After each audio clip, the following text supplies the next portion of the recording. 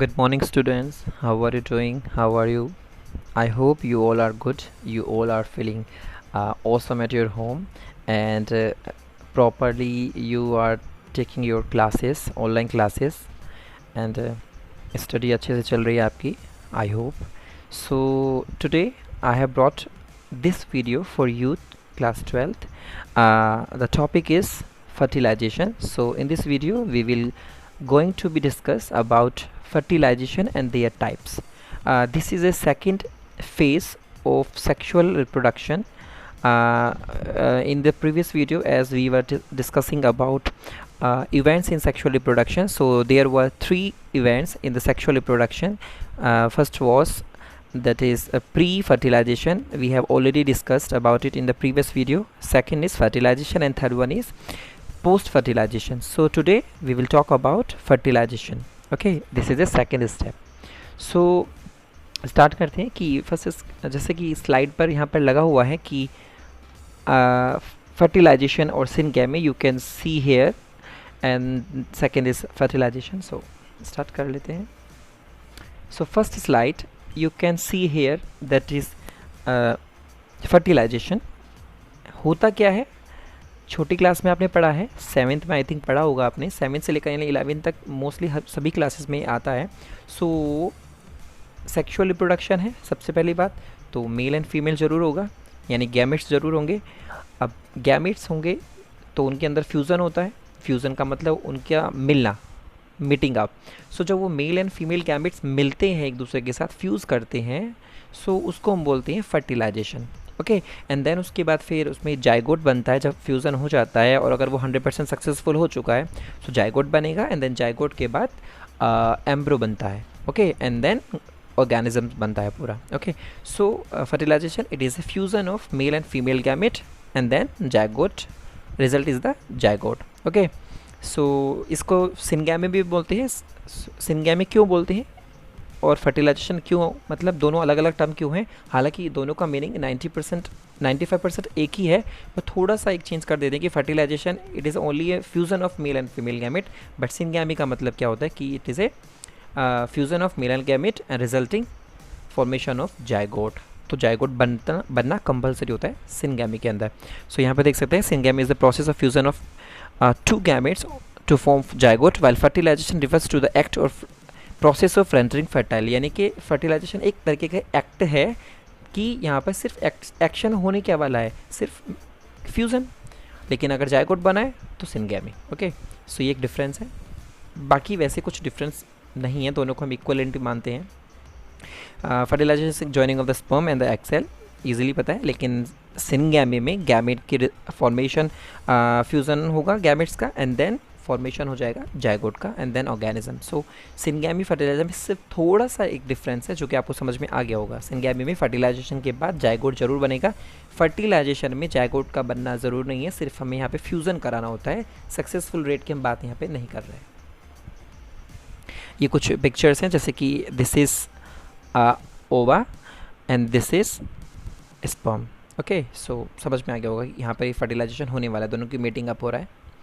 ये एक एल्गा की पिक्चर है जिसमें होमो गैमेट्स हैं. होमो मतलब कि जो सिमिलर गैमेट्स होते हैं मॉर्फोलॉजिकली अपीयरेंस में दोनों सिमिलर हैं. दोनों के बीच में गैमेट के बीच में फ्यूज़न हुआ, एंड देन जाइगोट बना, एंड देन एक पूरा ऑर्गेनिज्म बन गया individual.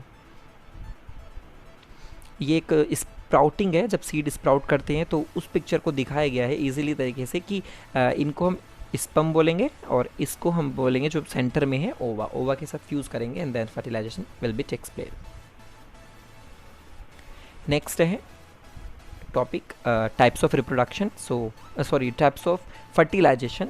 So first is external and second is internal, यानी 2 तरीके के होते हैं, सिर्फ इंटरनल एंड एक्सटर्नल. दोनों को हम यहाँ पर एक कॉलम वाइज डिस्कस करने वाले हैं. सो first is internal and external. So first column में इंटरनल, सो उसमें हम बात करें फर्स्ट पॉइंट, यानी कि it is A fusion of male and female gamete, okay, which is taking place inside of the organism body. Okay, body के अंदर अगर हो रहा है, देखो इंटरनल यानी कि इनसाइड, नाम से ही सजेस्ट है इंटरनल इनसाइड, एक्सटर्नल एग्जिट यानी कि outside. Okay, so internal fertilization अंदर होता है बॉडी के अंदर ही, सब कुछ जो भी स्टेजेस है वो अंदर होने वाली है, जायगोट बनेगा, यानी फर्टिलाइजेशन अंदर हो रहा है, हम फिलहाल ये मान के चल रहे हैं। एक्सटर्नल के अंदर ऐसा नहीं है, इंटरनल में हो गया अंदर, एक्सटर्नल में क्या होगा यहाँ पे देख लीजिए आप कि ये चेकिंग प्लेस एक्सटर्नल, ओके, बाहर की तरफ होगा ये सारा काम। मेल एंड फीमेल गैमेट दोनों बाहर जाएंगे सराउंडिंग मीडियम में, और सराउंडिंग मीडियम कैसा होगा, वाटर बॉडीज़ होंगी, हो सकता है एल्गा हो तो एल्गा वाटर में भी रह सकता है, या फिर ऐसे एरिया जहाँ पर पानी की नमी ज़्यादा होती है। ओके, सो वाटर बॉडी में ये चीज़ें एक्सटर्नल होता है। सेकेंड पॉइंट है less number of gametes are released, gametes कम बनते हैं, जैसे कि स्पर्म की बात करें तो कम रिलीज होते हैं, और जो कि फीमेल की बॉडी के अंदर जाके डिपॉजिट होते हैं, इंटरनल फर्टिलाइजेशन में ये होता है। लेकिन यहाँ पर बात करें काफ़ी सारे एग्स हों चाहे स्पर्म हो, लार्ज अमाउंट में वो सेक्रेट होते हैं, गैमेट्स निकलते हैं, वाटर बॉडीज़ में जाएंगे बाहर, सराउंडिंग मीडियम में बाहर जाएंगे, रिलीज़ होंगे, और उसके बाद फिर वहाँ पर फिर फर्टिलाइजेशन होता है। सो यहाँ पर दोनों के दोनों गैमेट ही बाहर जा रहे हैं, जबकि वहाँ पर क्या है, सिर्फ मेल गैमेट आ रहा है, क्योंकि वो मोटाइल था, चलने वाला था, मोटाइल था, इसलिए वो फीमेल के अंदर चला गया, फीमेल मोटाइल नहीं थे। नेक्स्ट है one female gametes, male gametes are released और discharge into the female genital tract. देखो सिर्फ मेल गैमेट जा रहा है, तो इसलिए यहाँ पे साफ साफ लिखा है ओनली मेल गैमेट्स रिलीज्ड होता है, डिस्चार्ज होता है इनटू द फीमेल, फीमेल की बॉडी में वही जाता है। जेनिटल ट्रैक्ट का मतलब जो जेनेटिकल ट्रैक्ट होते हैं, जैसे वजाइना होता है, सो उसके अंदर सर्विकल के थ्रू, जबकि यहाँ पर मेल हो या फीमेल दोनों के दोनों डिस्चार्ज होते हैं आउटर मीडियम में, सराउंडिंग मीडियम में बाहर की तरफ। तो यहाँ पर मेल और फीमेल का चक्कर कुछ नहीं है, दोनों के दोनों ही रिलीज बाहर की तरफ होते हैं। यहाँ टॉपिक की बात करें फर्दर प्रोसेस डेवलपमेंट सिनगैमी, जिसको हम बोलते हैं, कहाँ होती हैं, सारी बॉडी के अंदर। फर्टिलाइजेशन के बाद के जो इवेंट्स हैं, यानी कि जायगोट बनेगा, एम्ब्रियो बनेगा, वो सारे बॉडी के अंदर होते हैं। लेकिन अगर एक्सटर्नल की बात करें तो सब कुछ बाहर हो रहा है, जायगोट भी और एम्ब्रियो भी। कुछ एग्जाम्पल्स हैं यहाँ पर लिखे हैं, जैसे कि ह्यूमन बींग्स, मैमल्स हैं, रेप्टाइल्स, ब्रायोफाइट्स, बर्ड्स, ये सारे एग्जाम्पल किसके हैं, इंटरनल फर्टिलाइजेशन, उनके अंदर अंदर ही होता है सारा काम, उसके लिए गैमेट बाहर जाने की ज़रूरत नहीं होती। लेकिन अगर हम बात करें एम्फीबियंस की, तो एल्गा है, एम्फीबियंस यानी कि फ्रॉग्स हैं, फिशेज़ हैं, इनके अंदर सब बाहर हो रहा है, बॉडी से बाहर।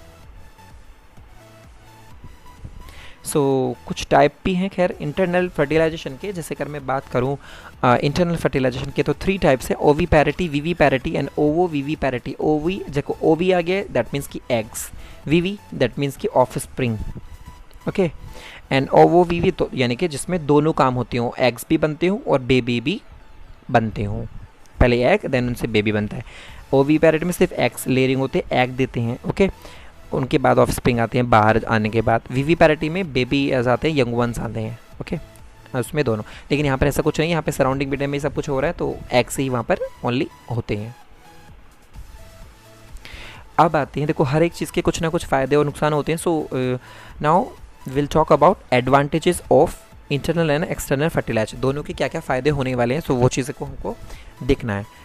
अगर मैं फर्स्ट की बात करूं, there are more chances of survival of spring as they get parental care, क्योंकि यहाँ पर पेरेंटल केयर होती है, फीमेल केयर करती है अपने जो भी जायगोट या एम्ब्रियो बनने वाले उसकी केयर करती है, तो इसके यहाँ पर ज़्यादा चांसेस हो जाती हैं उसके बचने के, उसकी सर्वाइवल रेट हाई हो जाती है, यानी ज़्यादा चांसेस है बचने के अगर सक्सेसफुल फर्टिलाइजेशन हुआ है, ठीक है।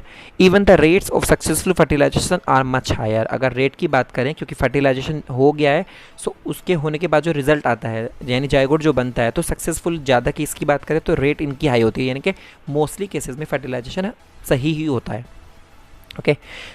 एंड नेक्स्ट पॉइंट है there are chances of success of survival of offspring even in harsh condition, यानी देखो सर्वाइवल कंडीशन भले से ही कंडीशन हार्श हो, खतरनाक हो, टेम्परेचर ज़्यादा हो कम हो, लेकिन कैसा भी मतलब वेदर हो वहाँ पर कंडीशन कैसी भी हो, लेकिन उसके बावजूद भी वहाँ पर ये पाया जाता है कि इंटरनल फर्टिलाइजेशन करने वाले ऑफस्प्रिंग ज़्यादा अच्छे, पेरेंट ज़्यादा अच्छे होते हैं और ज़्यादा सर्वाइव कर पाते हैं।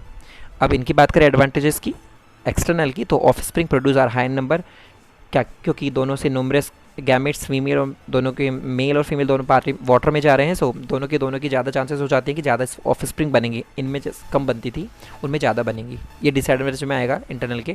सो यहाँ पर ज़्यादा चांसेस होते हैं ऑफस्प्रिंग बनने के। अगर हम सेकंड पॉइंट की बात करें, the less amount of energy is required to find a mate, ज़्यादा एनर्जी की ज़रूरत नहीं पड़ती कि मेल और फीमेल कहाँ मिलेंगे, एग छोड़ दिए हैं फीमेल आएंगे उनके एग छोड़ दिए फीमेल के, मेल के स्पर्म छोड़ दिए हैं, दोनों फ्यूज़ कर जाएंगे। तो इसमें ये ज़रूरी नहीं है कि कंपलसरी है कि इसी फीमेल के साथ प्रोडक्शन करना है, दोनों ने छोड़ दिया, मेटिंग हो गई है, less amount energy use. Third point, less competition between offspring and their parents. Offspring and parents के बीच में कंपटीशन बहुत कम होता है। ओके, तो ऐसा कोई बात नहीं है कि वहाँ पे कंपटीशन ज़्यादा होता है, खाने के लिए इन चीज़ों के लिए कंपटीशन कम होता है। डिसएडवांटेज, नुकसान क्या क्या है इनके, क्या क्या बेकार चीज़ें होती हैं इनके अंदर, ये भी देख लेना है। सो फर्स्ट है, require high energy to find a mate. Mating करने के लिए ज़्यादा एनर्जी की ज़रूरत इनको होती है। ओके, मेटिंग का मतलब आप जानते हैं कि कॉपुलेशन, यानी कि फीमेल मेल को ढूंढेगा और मेटिंग करेगा एंड मेल फीमेल को ढूंढेगी, तो ये जैसे कि इनके लिए ज़्यादा एनर्जी की ज़रूरत होती है। ऑफस्प्रिंग प्रोड्यूस्ड फ्यू, ऑफस्प्रिंग जो बनती हैं इंटरनल के अंदर, क्योंकि एक एग है, दो चार ऑफस्प्रिंग, दो चार स्पर्म आए, एक फ्यूज़ कर गया, तो ऑफस्प्रिंग ज़्यादा नहीं बनती, एक या दो चार बस इतनी ही बन पाती हैं, तो ज़्यादा ऑफस्प्रिंग नहीं बनते, इसलिए इसकी डिसएडवांटेज हो गई है। Larger contribution of the female parent only, देखो सिर्फ मेल गैमेट ही आया और फीमेल के साथ फ्यूज़ कर गया इंटरनल बॉडी के अंदर, बाकी मेल का कोई और काम तो नहीं है। सो इसलिए पेरेंटल केयर सब कुछ जो काम करना होगा उसके बाद, मेल के जो स्पर्म के बाद आने के बाद, वो सारा फीमेल करेगी, तो पेरेंटल केयर सिर्फ फीमेल ही कर रही है, इसलिए एक डिसएडवांटेज है। दोनों को काम करना चाहिए ना मिल के, सो एक ही कर पा रहे हैं। अगर हम बात करें यहाँ पर female, fewer chances of survival of the offspring as there is no parental care and they offspring get sorry so fewer chances होते हैं, ऑफस्प्रिंग के सर्वाइवल रेट कम होता है, क्योंकि बाहर की तरफ ऑफस्प्रिंग, देखो ऑफस्प्रिंग तो बन गई हैं लेकिन प्रे होने का भी चांसेस हैं, प्रेड होने का भी चांसेस हैं, क्योंकि शिकारी भी बाहर घूम रहे हैं, उनको खाने पीने वाले शार्क, कोई भी चीज़ हो सकती है, फिशेज़ हो सकती हैं, कोई और चीज़, तो उनको खा जाएंगे, तो सर्वाइवल रेट उनकी होती है कम, भले से ही वो ज़्यादा बनते हैं लेकिन उतने ही खाए जाते हैं, उतने ही मर जाते हैं, है। सो सेकेंड पॉइंट है, due to unprotection many offspring do not get fertilize और सर्वाइव टिल देयर मैच्योरिटी। देखो अनप्रोटेक्शन की वजह से, क्योंकि पेरेंट, अब भाई ऑफस्प्रिंग तो बन गई है एक्सटर्नल वालों के अंदर, ऑफस्प्रिंग बच्चे तो बन गए उनके, लेकिन प्रोटेक्शन उन्होंने किसी ने की नहीं उनकी, तो ऐसी कंडीशन में क्या होगा, प्रोटेक्शन की नहीं तो ऑफस्प्रिंग के अंदर जो फर्टिलाइजेशन, क्योंकि वो भी करेंगे, तो एक तो फर्टिलाइजेशन नहीं हो पाता, क्योंकि प्रोटेक्शन नहीं कर पा रहे हैं, बेचारे को आया वो दूसरा खा गया, तो फर्टिलाइजेशन भी नहीं हो उनके अंदर। दूसरा, सर्वाइव नहीं कर पाते अपने आप को, तो मैच्योरिटी तक वो अपने आप को सर्वाइव नहीं कर पाए, बेचारे वो मर गए। सो अनप्रोटेक्शन की वजह से सिर्फ उनके अंदर जो नॉट गेट फर्टिलाइज और survive there till their maturity, यानी मैच्योरिटी तक पहुंच भी नहीं है, पहले ही वो बेचारे मर गए। और नेक्स्ट है, can survive in the moisture and the wet environment only, यानी सिर्फ पानी की ज़रूरत होती है, ऐसे इलाके में ये सिर्फ फर्टिलाइजेशन और ये चीज़ कर सकते हैं जहाँ पर पानी ही होगा, पानी के अंदर या पानी वाली जगह पर। सो ये इसके डिसएडवांटेज है। सो आई होप कि आपको काफ़ी ईजिली तरीके से समझ में आ गया है। सो आपको प्लीज़ करना क्या है, मेरी तरफ से आपके लिए थैंक यू, और आपकी तरफ से मेरे लिए एक subscribe, like, comment and share. Thank you so much. Stay home, stay safe. Next video में हम बात करने वाले हैं पार्थिनोजेनेसिस और थर्ड स्टेज, लास्ट स्टेज है, which is post fertilization event.